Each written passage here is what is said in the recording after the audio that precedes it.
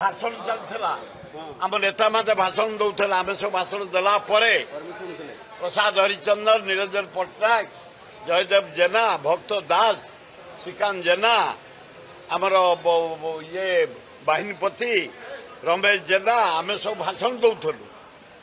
Police हठात कहीं लाठीचार्ज कले कौन आवश्यक था जमा तापर चेयर पड़ी तमें चापड़ा खाइब तुम सांबादिक तुम चापड़ा खाओ तुम छाड़देव जेहेतु से आग माड़ी लाठीचार्ज कर पुलिस माने बाध्य ही आम पिला चार्ज कर आवश्यक ना पानी टीयर गैस फल्स बम एड़ा कौन दरकार आवश्यक था बहादुरी मोहन सरकार बहादुर देखा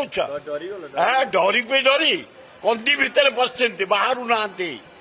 ये आरंभ टेलर या भितर फिल्म पड़ो आर मसरे आम डाकुचु प्रियंका गांधी राहुल गांधी आम डाकुचु घगड़े अजय कुमार समस्त डाकुचु भक्त दास नेतृत्व में 5 लाख लोक आणबू विराट मीटिंग करू यार जब यही कमिंग एप्रिल आयोजन करुचु कारण ये अन्याय को बर्दास्त करहबनी।